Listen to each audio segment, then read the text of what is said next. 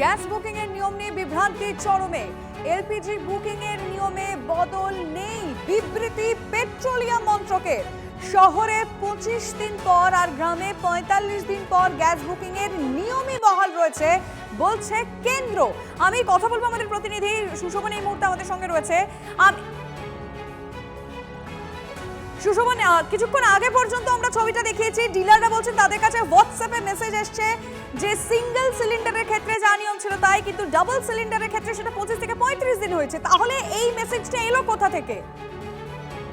সেটাই এখন সব থেকে বড় অবাক করা বিষয়, এবং ডিলাররা যে দাবি করছেন সেই জায়গা থেকে কিন্তু পেট্রোলিয়াম মন্ত্রক তারা কিন্তু রীতিমতো বিবৃতি দিয়ে বলছেন যে এলপিজির যে বুকিং এর যে নিয়ম সেই নিয়মের কোনো বদল নেই। শহরের ক্ষেত্রে 25 দিন আর গ্রামের ক্ষেত্রে যে 45 দিন পর যে বুকিং এর নিয়ম সেই নিয়মই বহাল রয়েছে। এ কথা কিন্তু বলছে একেবারে পেট্রোলিয়াম মন্ত্রক।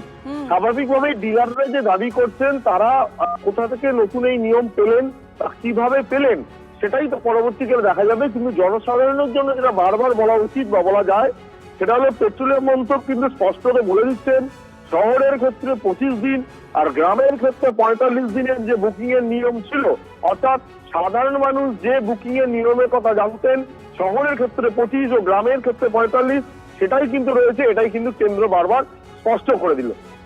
ধন্যবাদ সুশোভন। এই মুহূর্তে দাঁড়িয়ে যে জটিলতা, একটা প্রশ্ন তো অবশ্যই রয়েছে, কারণ কিছুক্ষণ আগে পর্যন্ত আপনাদেরকে আমরা যে বক্তব্যগুলো শুনেছিলাম সেখানে ডিলাররা বলছেন আমাদের কাছে হোয়াটসঅ্যাপে মেসেজ এসছে। কেন্দ্রের যদি কোনো রকম কোনো সিদ্ধান্ত হয় সেক্ষেত্রে সেই মেসেজ কি ডিলারদের কাছে ভায়া হোয়াটসঅ্যাপ আসা হয়? নিয়ম কি সেটা বলে? দেখুন, এগুলো অনেক বড় প্রশ্ন, এগুলো পরের অবশ্যই নজর থাকবে। কিন্তু আপাতত এই মুহূর্তে যে পোস্ট আপনাদেরকে আমরা দেখাচ্ছি, এই গ্যাস বুকিং এর নিয়ে যে বিভ্রান্তি ছড়িয়েছে সেখানে পেট্রোলিয়াম মন্ত্রক জানিয়ে দিয়েছে নিয়মে কোনো বদল নয়, শহরে 25 দিন আর গ্রামে 45 দিন ছিল সেটাই রয়েছে।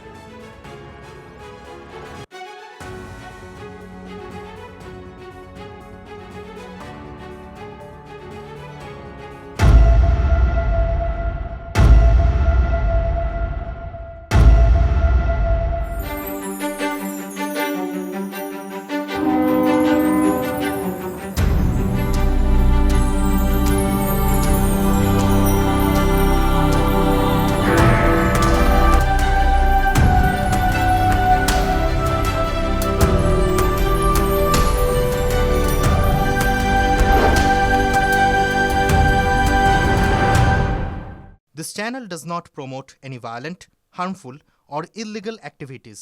All content provided by this channel is meant for an educational purpose only.